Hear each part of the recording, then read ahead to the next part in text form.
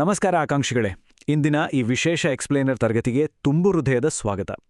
ಇವತ್ತು ನಾವು ಕರ್ನಾಟಕದ ಭೂಗೋಳದ ಅದ್ಭುತ ಲೋಕವನ್ನ ಪರೀಕ್ಷಾ ದೃಷ್ಟಿಕೋನದಿಂದ ಸಂಪೂರ್ಣವಾಗಿ ಬಿಡಿಸಿ ನೋಡಲಿದ್ದೇವೆ. ಇಲ್ಲಿ ಕೇವಲ ಪ್ರಶ್ನೆಗಳಿಗೆ ಉತ್ತರ ಹುಡುಕುವುದಲ್ಲ, ಬದಲಾಗಿ ಪ್ರತಿಯೊಂದು ಕಾನ್ಸೆಪ್ಟನ್ನು ಆಳವಾಗಿ ಅರ್ಥ ಮಾಡಿಕೊಳ್ಳೋದೇ ನಮ್ಮ ಗುರಿ. ಸರಿ, ತಡ ಮಾಡದೆ ನೇರವಾಗಿ ವಿಷಯಕ್ಕೆ ಬರೋಣ ಬನ್ನಿ. ಪರೀಕ್ಷೆಗಳಲ್ಲಿ ಪದೇ ಪದೇ ಬರುವ ಒಂದು ಇಂಟ್ರೆಸ್ಟಿಂಗ್ ಕಾನ್ಸೆಪ್ಟ್ನಿಂದ ಶುರು ಮಾಡೋಣ. ಪುಟ್ಟ ಉಪಖಂಡ ಅಥವಾ ಮಿನಿ ಕಾಂಟಿನೆಂಟ್ ಅಂತ ಯಾವ ರಾಜ್ಯವನ್ನು ಕರೀತಾರೆ ಗೊತ್ತಾ?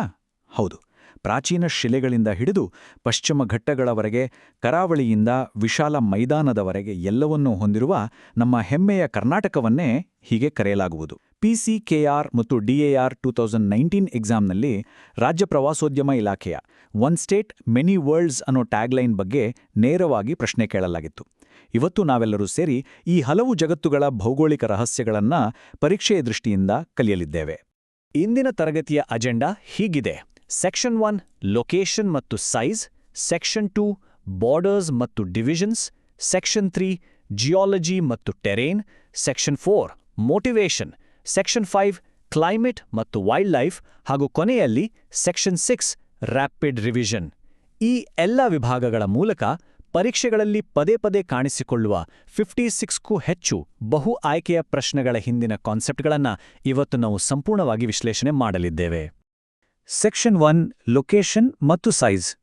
ದಕ್ಕನ್ ಪ್ರಸ್ಥಭೂಮಿಯ ಪಶ್ಚಿಮ ಭಾಗದಲ್ಲಿರುವ ನಮ್ಮ ಕರ್ನಾಟಕವನ್ನು ಭೂಪಟದಲ್ಲಿ ನಿಖರವಾಗಿ ಗುರುತಿಸೋಣ ಬನ್ನಿ. ಭಾರತದ ಭೂಗೋಳದಲ್ಲಿ ನಮ್ಮ ರಾಜ್ಯ ದಕ್ಕನ್ ಪ್ರಸ್ಥಭೂಮಿಯ ಪಶ್ಚಿಮ ಭಾಗದಲ್ಲಿದೆ ಅನ್ನೋ ಕಾನ್ಸೆಪ್ಟ್ WRDJE 2025 ಪರೀಕ್ಷೆಯಲ್ಲಿ ಬಂದಿದೆ. ಇಲ್ಲಿ ಅಕ್ಷಾಂಶ ಮತ್ತು ರೇಖಾಂಶಗಳ ನಿಖರತೆ ಬಹಳ ಮುಖ್ಯ. ಕರ್ನಾಟಕವು 11°31' 18°45' ಉತ್ತರ ಅಕ್ಷಾಂಶದಲ್ಲಿದೆ. ಇದು KRTET 2020 ಮತ್ತು KAS 2024 ಪರೀಕ್ಷೆಗಳಲ್ಲಿ ಕೇಳಲಾದ ಡೇಟಾ.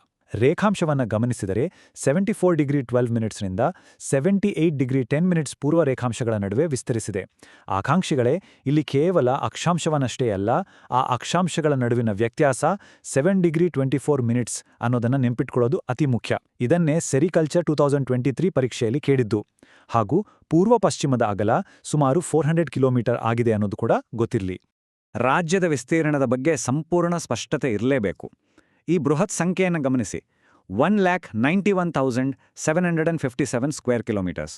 ಇದು SDA 2023 ಪರೀಕ್ಷೆಯಲ್ಲಿ ಬಂದಿರುವ ಪ್ರಶ್ನೆ. ಈ ವಿಸ್ತೀರ್ಣವು ಭಾರತದ ಒಟ್ಟು ವಿಸ್ತೀರ್ಣದಲ್ಲಿ 5.8% ಅಷ್ಟಿದೆ. ಈ ಪರ್ಸೆಂಟೇಜನ್ನು ಕೋಆಪರೇಟಿವ್ ಇನ್ಸ್ಪೆಕ್ಟರ್ 2023 ಎಕ್ಸಾಮ್ನಲ್ಲಿ ಕೇಳಲಾಗಿದೆ.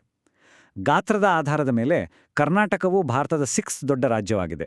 ಆದರೆ ನೆನಪಿರಲಿ, ಗ್ರೂಪ್ C 2016 ಪರೀಕ್ಷೆಯಲ್ಲಿ ಕರ್ನಾಟಕವು 4th ದೊಡ್ಡ ರಾಜ್ಯವೇ ಅಂತ ತಪ್ಪು ಹೇಳಿಕೆ ನೀಡಿ ಗೊಂದಲ ಮೂಡಿಸುವ ಪ್ರಯತ್ನ ಮಾಡಲಾಗಿತ್ತು. ರಾಜಸ್ಥಾನ, ಮಧ್ಯಪ್ರದೇಶ ಮತ್ತು ಮಹಾರಾಷ್ಟ್ರ ಮೊದಲ 3 ಸ್ಥಾನಗಳಲ್ಲಿವೆ ಅನ್ನೋದು ನಮ್ಮ ಮೈಂಡಲ್ಲಿ ಫಿಕ್ಸ್ ಆಗಿರಬೇಕು. ಸೆಕ್ಷನ್ 2 ಬಾರ್ಡರ್ಸ್ ಮತ್ತು ಡಿವಿಷನ್ಸ್. ನಮ್ಮ ರಾಜ್ಯದ ನೆರೆಹೊರೆಯವರು ಯಾರು ಮತ್ತು ಆಡಳಿತಾತ್ಮಕವಾಗಿ ರಾಜ್ಯವನ್ನು ಹೇಗೆ ವಿಂಗಡಿಸಲಾಗಿದೆ ಅಂತ ಈಗ ನೋಡೋಣ. ಕರ್ನಾಟಕವು ಒಟ್ಟು 6 ರಾಜ್ಯಗಳೊಂದಿಗೆ ಭೂಗಡಿಯನ್ನು ಹಂಚಿಕೊಂಡಿದೆ. ಅವುಗಳೆಂದರೆ ಮಹಾರಾಷ್ಟ್ರ, ಗೋವಾ, ಕೇರಳ, ತಮಿಳುನಾಡು, ಆಂಧ್ರಪ್ರದೇಶ ಮತ್ತು ತೆಲಂಗಾಣ. PC 2016 ಪರೀಕ್ಷೆಯಲ್ಲಿ ಗುಜರಾತ್ ಗಡಿ ಹೊಂದಿದೆಯಾ ಅಂತ ಕನ್ಫ್ಯೂಸ್ ಮಾಡಲಾಗಿತ್ತು. ಖಂಡಿತ ಇಲ್ಲ, ಗುಜರಾತ್ ನಮ್ಮ ಗಡಿಯಲ್ಲ. ಕೇರಳದೊಂದಿಗೆ ಕೇವಲ ದಕ್ಷಿಣ ಕನ್ನಡ ಮತ್ತು ಕೊಡಗು ಜಿಲ್ಲೆಗಳು ಮಾತ್ರ ಗಡಿ ಹಂಚಿಕೊಂಡಿವೆ. ಉಡುಪಿ ಜಿಲ್ಲೆಗಿಲ್ಲ. ತಮಿಳುನಾಡಿನ ಗಡಿಯನ್ನು ಗಮನಿಸಿದರೆ ಗುಂಡ್ಲುಪೇಟೆ ಬಳಿ ಮೋಯಾರ್ ನದಿಯು ನೈಸರ್ಗಿಕ ಗಡಿಯಾಗಿ ಹರಿಯುತ್ತದೆ. ಇದು SDA 2023 ಪರೀಕ್ಷೆಯ ಪ್ರಶ್ನೆಯಾಗಿತ್ತು. ಒಮ್ಮೆ ಕಲ್ಪಿಸಿಕೊಳ್ಳಿ, ಕರ್ನಾಟಕದಿಂದ ಮಿಜೋರಾಂಗೆ ಕಾಲ್ನಡಿಗೆಯಲ್ಲಿ ಹೋದರೆ ಮಧ್ಯದಲ್ಲಿ ಒಟ್ಟು 6 ರಾಜ್ಯಗಳನ್ನು ದಾಟಬೇಕಾಗುತ್ತದೆ. ಇದು KAS 2024ರ ಒಂದು ಕಠಿಣ ಪ್ರಶ್ನೆ ಆಗಿತ್ತು. ಆದರೆ ಕಾನ್ಸೆಪ್ಟ್ ಕ್ಲಿಯರ್ ಇದ್ರೆ ಇದು ಬಹಳ ಸುಲಭ. ಆಡಳಿತ ವಿಭಾಗಗಳನ್ನು ಸ್ವಲ್ಪ ಹೋಲಿಕೆ ಮಾಡಿ ನೋಡೋಣ. ಬೆಳಗಾವಿ ಅಥವಾ ಕಿತ್ತೂರು ಕರ್ನಾಟಕ ವಿಭಾಗವು ಅತಿ ದೊಡ್ಡ ವಿಸ್ತೀರ್ಣ ಮತ್ತು ಅತಿ ಕಡಿಮೆ ಜನಸಾಂದ್ರತೆಯನ್ನು ಹೊಂದಿದೆ. ಜನಸಾಂದ್ರತೆಯಲ್ಲಿ ಬೆಂಗಳೂರು ವಿಭಾಗ ಮುಂದಿದೆ. ಕಲಬುರಗಿ ವಿಭಾಗದಲ್ಲಿ ಬರುವ ಯಾದಗಿರಿ ಜಿಲ್ಲೆಯ ರಚನೆಯ ಬಗ್ಗೆ ಗೊಂದಲ ಬೇಡ. ಇದು ಗುಲ್ಬರ್ಗಾದಿಂದ ವಿಭಜನೆಯಾಗಿದೆ, ಬಿಜಾಪುರದಿಂದ ಅಲ್ಲ ಅಂತ ಅಸಿಸ್ಟೆಂಟ್ ಡೈರೆಕ್ಟರ್ ಆಫ್ ಫಿಶರೀಸ್ 2023 ಪರೀಕ್ಷೆಯಲ್ಲಿ ಸ್ಪಷ್ಟಪಡಿಸಲಾಗಿದೆ. ಜಿಲ್ಲೆಗಳನ್ನು ದೊಡ್ಡದರಿಂದ ಚಿಕ್ಕದಕ್ಕೆ ಜೋಡಿಸಿದರೆ ಕೊಡಗು, ಕೋಲಾರ, ಉಡುಪಿ, ರಾಮನಗರ ಮತ್ತು ಕೊನೆಯಲ್ಲಿ ಬೆಂಗಳೂರು ನಗರ ಬರ್ತವೆ. ಸೆಕ್ಷನ್ 3 ಜಿಯಾಲಜಿ ಮತ್ತು ಟೆರೇನ್. ನಮ್ಮ ರಾಜ್ಯದ ತಳಹದಿ ಮತ್ತು ಬಹುಮುಖ್ಯ ಶಿಲಾ ರಚನೆಗಳನ್ನು ಈಗ ಅರ್ಥ ಮಾಡಿಕೊಳ್ಳೋಣ. ಕರ್ನಾಟಕವು ಕೇವಲ ಮೇಲ್ಮೈಯಲ್ಲಿ ಮಾತ್ರವಲ್ಲ, ಭೂಗರ್ಭದಲ್ಲೂ ಅಷ್ಟೇ ಶ್ರೀಮಂತವಾಗಿದೆ. ಭಾರತದ 5 ಪ್ರಮುಖ ಆರ್ಕಿನ್ ಕ್ರೆಟಾನ್ಗಳಲ್ಲಿ ಕರ್ನಾಟಕವೂ ಒಂದು. ಪಶ್ಚಿಮ ಮತ್ತು ಪೂರ್ವ ಧಾರವಾಡ ಕ್ರೆಟಾನ್ಗಳ ನಡುವಿನ ಗಡಿಯನ್ನ ಕ್ಲೋಸ್ಪೆಟ್ ಗ್ರಾನೈಟ್ ಶಿಲೆಗಳು ಗುರುತಿಸುತ್ತವೆ ಎಂಬುದು KS 2024 ಪರೀಕ್ಷೆಯ ನೇರ ಹೇಳಿಕೆಯಾಗಿದೆ. ಶಿಲೆಗಳ ನಿಖರವಾದ ಕಾಲಾನುಕ್ರಮವನ್ನು ಗಮನಿಸಿದರೆ ಅತಿ ಪುರಾತನವಾದ ಶಿಲಾವ್ಯವಸ್ಥೆ ಸರ್ಗೂರ್ ಶಿಲೆಗಳು, ಅದರ ನಂತರ ಧಾರವಾಡ್, ನಂತರ ಕಲಡಗಿ ಮತ್ತು ಕೊನೆಯಲ್ಲಿ ಬರುವುದು ಭೀಮಾ ಶಿಲಾವ್ಯವಸ್ಥೆ. ಈ ಹಳೆಯದರಿಂದ ಹೊಸದಕ್ಕೆ ಜೋಡಿಸುವ ಕ್ರಮವನ್ನ ಸೆರಿಕಲ್ಚರ್ 2023 ಪರೀಕ್ಷೆಯಲ್ಲಿ ಕೇಳಲಾಗಿತ್ತು. ಇದನ್ನ ಸುಲಭವಾಗಿ ನೆನಪಿಡಲು SDKB ಎಂಬ ಶಾರ್ಟ್ಕಟ್ ಬಳಸಿ. S ಅಂದರೆ ಸರ್ಗೂರ್, D ಅಂದರೆ ಧಾರವಾಡ್, K ಅಂದರೆ ಕಲಡಗಿ ಮತ್ತು B ಅಂದರೆ ಭೀಮಾ. ಎಂಥ ಅದ್ಭುತ ಟ್ರಿಕ್ ಅಲ್ವಾ? ಕರ್ನಾಟಕವನ್ನು ಪ್ರಮುಖವಾಗಿ ಮಲೆನಾಡು ಮತ್ತು ಮೈದಾನ ಪ್ರದೇಶಗಳೆಂದು ವಿಂಗಡಿಸಬಹುದು. ಮಲೆನಾಡು ಗುಡ್ಡಗಾಡು ಪ್ರದೇಶವಾಗಿದ್ದು, ಇಲ್ಲಿ ಕರ್ನಾಟಕದ ಅತಿ ಎತ್ತರದ ಶಿಖರ ಮುಲ್ಲಾಯನಗಿರಿ ಇದೆ. ಘಾಟ್ಗಳ ಸಂಪರ್ಕ ಬಹಳ ಮುಖ್ಯ. ಚಿಕ್ಕಮಗಳೂರು ಮತ್ತು ಮಂಗಳೂರನ್ನು ಚಾರ್ಮಡಿ ಘಾಟ್ ಸಂಪರ್ಕಿಸಿದರೆ, ಉಡುಪಿ ಮತ್ತು ಶಿವಮೊಗ್ಗವನ್ನು ಅಗುಂಬೆ ಘಾಟ್ ಸಂಪರ್ಕಿಸುತ್ತದೆ. ಇದು APC 2023ರ ಪ್ರಶ್ನೆ. ಒಮ್ಮೆ ಆ ಘಾಟ್ ರಸ್ತೆಗಳಲ್ಲಿ ಪ್ರಯಾಣಿಸುವ ಕಲ್ಪನೆ ಮಾಡ್ಕೊಳ್ಳಿ, ಕಾನ್ಸೆಪ್ಟ್ ಶಾಶ್ವತವಾಗಿ ನೆನಪುಳಿಯುತ್ತೆ. ಮೈದಾನ ಪ್ರದೇಶದಲ್ಲಿ ಉತ್ತರ ಮೈದಾನವು ಕನಿಷ್ಠ ಸವಕಳಿ ಹೊಂದಿದ ಕಪ್ಪು ಮಣ್ಣಿನ ಪ್ರದೇಶವಾಗಿದೆ. ಇಲ್ಲಿನ ಏಕಶಿಲಾ ಬೆಟ್ಟಗಳು ಪ್ರಸಿದ್ಧ. ಏಷ್ಯಾದ ಅತಿದೊಡ್ಡ ಏಕಶಿಲಾ ಬೆಟ್ಟವಾದ ಮಧುಗಿರಿ ಮತ್ತು 1226 ಮೀಟರ್ ಎತ್ತರದ ಸಾವನದುರ್ಗ ಬೆಟ್ಟಗಳು ಇಲ್ಲಿವೆ. ಸಾವನದುರ್ಗದ ಬಗ್ಗೆ WRD JEE 2025 ಪರೀಕ್ಷೆಯಲ್ಲಿ ವಿವರವಾಗಿ ಕೇಳಲಾಗಿತ್ತು. ಕರಾವಳಿ ತೀರದ ವಿಸ್ಮಯಗಳನ್ನು ನೋಡೋಣ. ಕರಾವಳಿಯ ಒಟ್ಟು ಉದ್ದ 320 ಕಿಲೋಮೀಟರ್ಸ್. ಉತ್ತರ ಕನ್ನಡದ ಮರುವಂತೆ ನೇರ ಕಡಲ ತೀರಕ್ಕೆ ಅತ್ಯುತ್ತಮ ಉದಾಹರಣೆಯಾದರೆ ಗೋಕರ್ಣದ ಓಂ ಬೀಚ್ ಅರ್ಧಚಂದ್ರ ಕೃತಿಗೆ ಹೆಸರಾಗಿದೆ. ನೇತ್ರಾಣಿ ದ್ವೀಪವನ್ನು ಪಿಜನ್ ಐಲ್ಯಾಂಡ್ ಅಥವಾ ಪಾರಿವಾಳ ದ್ವೀಪ ಅಂತ ಕರೆಯಲಾಗುತ್ತದೆ. ಆದರೆ ಕರಾವಳಿಯು ಕೇವಲ ಸೌಂದರ್ಯವನ್ನಷ್ಟೇ ಹೊಂದಿಲ್ಲ. ಇಲ್ಲಿ ಪ್ರವಾಹ, ಚಂಡಮಾರುತ, ಭೂಕುಸಿತ ಮತ್ತು ಸಮುದ್ರ ಸವೆತದಂತಹ ನೈಸರ್ಗಿಕ ವಿಕೋಪಗಳು ಸಾಮಾನ್ಯ. ಈ ವಿಕೋಪಗಳ ಪಟ್ಟಿಯನ್ನು APC 2023 ಪರೀಕ್ಷೆಯಲ್ಲಿ ಕೇಳಲಾಗಿತ್ತು ಅನ್ನೋದು ನೆನ್ಪಿರ್ಲಿ. ಸೆಕ್ಷನ್ 4 ಮೋಟಿವೇಷನ್ ಮತ್ತು ಸ್ಟ್ರಾಟಜಿ. ಇಷ್ಟೆಲ್ಲ ಭೌಗೋಳಿಕ ದತ್ತಾಂಶಗಳು, ವಿಸ್ತೀರ್ಣಗಳು ಮತ್ತು ಶಿಲಾವ್ಯವಸ್ಥೆಗಳನ್ನು ನೋಡಿ ಗಾಬರಿಯಾಗುವ ಅಗತ್ಯವೇ ಇಲ್ಲ. ಕಲಿಬೇಕಾದ ವಿಷಯ ಬಹಳಷ್ಟಿದೆ ನಿಜ, ಆದರೆ ಅದನ್ನು ತಲುಪುವ ದಾರಿ ಬಹಳ ಸ್ಪಷ್ಟವಾಗಿದೆ. ಸ್ಪರ್ಧಾತ್ಮಕ ಪರೀಕ್ಷೆಗಳ ಪ್ರಯಾಣದಲ್ಲಿ ಒಂದು ಮಾತನ್ನು ಸದಾ ನೆನಪಿಟ್ಟುಕೊಳ್ಳಿ: ಕಠಿಣ ಪರಿಶ್ರಮವು ಪ್ರತಿಭೆಯನ್ನು ಸೋಲಿಸುತ್ತದೆ. ಯಾವಾಗ ಪ್ರತಿಭೆಯು ಕಠಿಣ ಪರಿಶ್ರಮ ಪಡುವುದಿಲ್ಲವೋ ಆಗ. ಇಲ್ಲಿ ಯಶಸ್ಸು ಸಿಗುವುದು ಕೇವಲ ಹುಟ್ಟಾ ಬುದ್ಧಿವಂತಿಕೆಯಿಂದಲ್ಲ, ಬದಲಾಗಿ ನಿರಂತರ ಅಭ್ಯಾಸ ಮತ್ತು ಸರಿಯಾದ ಮಾರ್ಗದರ್ಶನದಿಂದ. ಪ್ರತಿದಿನದ ಪರಿಶ್ರಮವು ಎಂತಹ ಕಷ್ಟಕರವಾದ ಪ್ರಶ್ನೆಗಳನ್ನು ಅತ್ಯಂತ ಸುಲಭವಾಗಿಸುತ್ತದೆ. ನಮ್ಮ ಪ್ರಿಪರೇಷನ್ ಬಗ್ಗೆ ನಮಗೆ ನಂಬಿಕೆ ಇರಬೇಕು. ಇದೆಲ್ಲವನ್ನು ಸುಲಭವಾಗಿಸಲು ಎಲ್ಲಾ ವಿಷಯಗಳ ಪಠ್ಯ ಅನುಕ್ರಮ ಸಾರವನ್ನು ನೋಡಲು HJA ಅಕಾಡೆಮಿ ಚಾನೆಲ್ನ ಪ್ಲೇಲಿಸ್ಟ್ ವಿಭಾಗಕ್ಕೆ ಭೇಟಿ ನೀಡಬಹುದು. ಪ್ರತಿದಿನದ ಪ್ರಚಲಿತ ವಿದ್ಯಮಾನಗಳನ್ನು ಮುಂಚಿತವಾಗಿ ತಿಳಿಯಲು ಚಾನೆಲ್ ಅನ್ನು ಲೈಕ್ ಮತ್ತು ಸಬ್ಸ್ಕ್ರೈಬ್ ಮಾಡಿ, ಬೆಲ್ ಐಕಾನ್ ಒತ್ತಿ.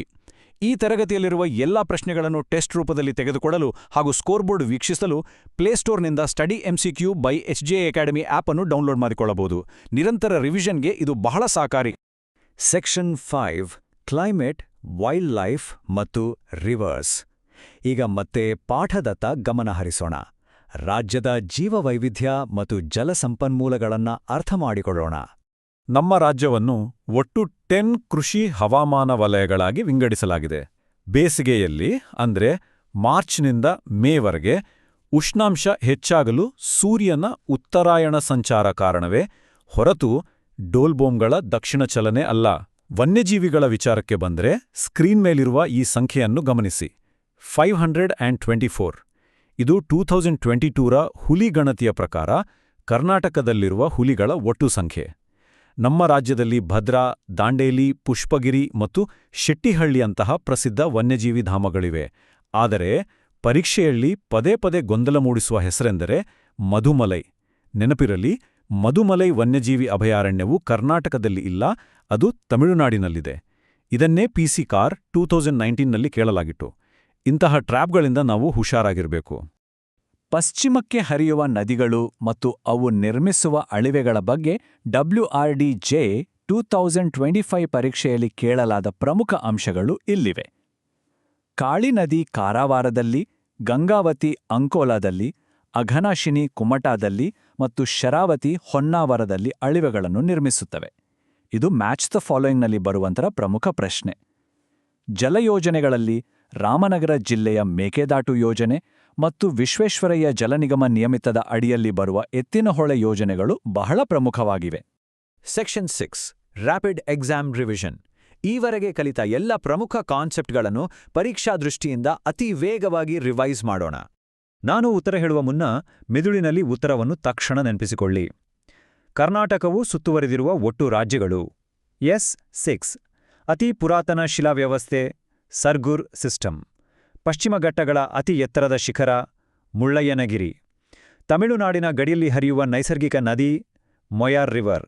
ಮತ್ತು ಹವಾಮಾನ ವಲಯಗಳಲ್ಲಿ ಅತಿ ಕಡಿಮೆ ಮಳೆ ಪಡೆಯುವ ವಲಯ ಸೆಂಟ್ರಲ್ ಡ್ರೈ ಝೋನ್. ಅದ್ಭುತ, ಕಾನ್ಸೆಪ್ಟ್ಸ್ ಈಗ ಫಿಕ್ಸ್ ಆಗಿದೆ. ಭೌಗೋಳಿಕ ಗಡಿಗಳು, ನದಿಗಳು ಮತ್ತು ವಿಸ್ತೀರ್ಣಗಳ ಕಾನ್ಸೆಪ್ಟ್ ಈಗ ನಮಗೆ ಸಂಪೂರ್ಣವಾಗಿ ಕರಗತವಾಗಿದೆ. ಆದರೆ ಒಂದು ವಿಚಾರ ಯೋಚಿಸಿ, ಈ ನೈಸರ್ಗಿಕ ಗಡಿಗಳು, ಬೆಟ್ಟಗುಡ್ಡಗಳು ಮತ್ತು ಕರಾವಳಿ ತೀರಗಳು ಕರ್ನಾಟಕವನ್ನು ಆಳಿದ ಪ್ರಾಚೀನ ರಾಜವಂಶಗಳ ಇತಿಹಾಸದ ಮೇಲೆ ಹೇಗೆ ಪ್ರಭಾವ ಬೀರಿದ್ದು? ಕದಂಬರು, ಚಾಲುಕ್ಯರು ಮತ್ತು ಹೊಯ್ಸಳರು ಈ ಭೂಗೋಳವನ್ನು ತಮ್ಮ ಸಾಮ್ರಾಜ್ಯ ವಿಸ್ತರಣೆಗೆ ಹೇಗೆ ಬಳಸ್ಕೊಂಡ್ರು? ಇದು ಬಹಳ ಇಂಟ್ರೆಸ್ಟಿಂಗ್ ಅಲ್ವಾ? ಮುಂದಿನ ತರಗತಿಯಲ್ಲಿ ಈ ರೋಚಕ ಇತಿಹಾಸ ಮತ್ತು ಭೂಗೋಳದ ಬೆಸುಗೆಯನ್ನು ಕಲಿಯೋಣ. ನಿರಂತರ ಅಧ್ಯಯನ ಮತ್ತು ಪುನರ್ಮನನವೇ ಯಶಸ್ಸಿನ ಕೀಲಿಕೈ. ಯಶಸ್ಸು ಖಂಡಿತ. ಮುಂದಿನ ಎಕ್ಸ್ಪ್ಲೇನರ್ ತರಗತಿಯಲ್ಲಿ ಸಿಗೋಣ.